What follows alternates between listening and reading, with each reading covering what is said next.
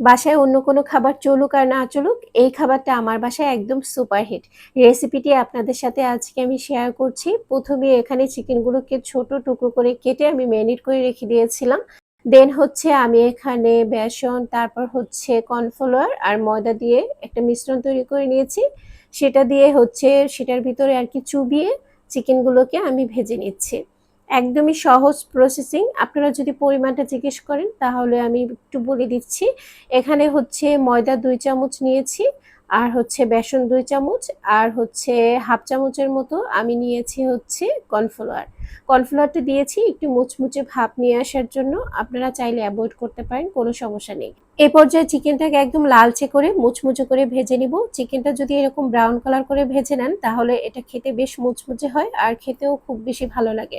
আপনারা যদি চান এর থেকে একটু হালকা করতে সেটাও করতে পারবেন, তবে সেই ক্ষেত্রে মুচমুচে ভাবটা একটু কম আসবে।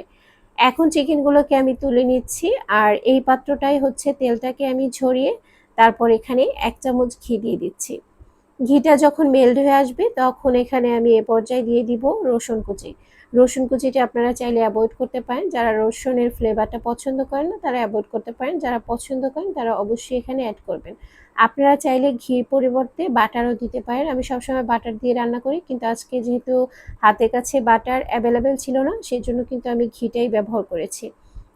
এখন রসুনটা যখন ব্রাউন কালার হয়ে গিয়েছে আমি ক্যাপসিকাম দিয়ে দিচ্ছি, আর পেঁয়াজগুলো একটু বড় কিউব করে কেটে নিয়েছি সেটা দিয়ে দিচ্ছি। আপনারা চাইলে এখানে অন্য ভেজিটেবল অ্যাড করতে পারেন, গাজরটা অ্যাড করতে পারেন, তাহলে ফিডব্যাকটা ভালো পাওয়া যায়। গাজর আমার ছিল, কিন্তু আমি যেহেতু শুধু এক বেলার জন্য, একজনের জন্য বা দুইজনের জন্য তৈরি করছি, সুতরাং আমি আর অন্য কিছু দিচ্ছি না।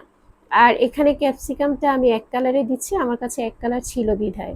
আপনারা কিন্তু অন্য অন্য কালারও ব্যবহার করতে পারেন, কোনো সমস্যা নেই। চিকেন যে ভেজে রেখেছিলাম সেটা দিয়ে দিচ্ছি। আর হ্যাঁ, আমি এখানে টেস্ট বাড়ানোর জন্য ম্যাজিক মশলা যেটা আছে সেটা ব্যবহার করছি। ওটা না একদমই অপশনাল, আপনি যদি প্রয়োজন হয় দিবেন। আপনার যদি মনে হয় যে না আমি এটা দিব না, এটা অ্যাভয়েড করতে চাচ্ছি, তাহলে অ্যাভয়েড করতে পারবেন, কোনো সমস্যা নেই। সেক্ষেত্রে এখানে একটু গোলমরিচের গুঁড়াটা ব্যবহার করবেন। আর এ পর্যায়ে হচ্ছে আমি টমেটো কেচাপ দিয়ে দিচ্ছি। আর এটার পরিমাণ যদি জিজ্ঞেস করেন আমি হচ্ছে 2 চামচের মতো দিয়েছি এখানে। আর সয়া সস 1 চামচের মতো। তো সয়া সসটা কিন্তু এ পর্যায়ে ব্যবহার করবেন, উঠানোর আগে সসগুলো ব্যবহার করবেন, তাহলে সসের ফ্লেভার অনেক বেশি স্ট্রং থাকে। অনেক সময় দেখা যায় কি চাইনিজ রান্নার ক্ষেত্রে আমরা সসটা অনেক পরে ব্যবহার করে ফেলি, মানে পরে বলতে আগে ব্যবহার করে ফেলি, ভুল বলেছি আমি।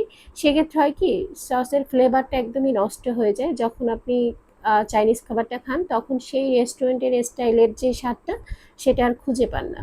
তো সেক্ষেত্রে কিন্তু আপনারা সসটা একদম উঠানোর আগে আগে ব্যবহার করবেন, ফ্লেভারটা অনেক বেশি স্ট্রং থাকবে, খেতে অনেক বেশি ভালো লাগবে।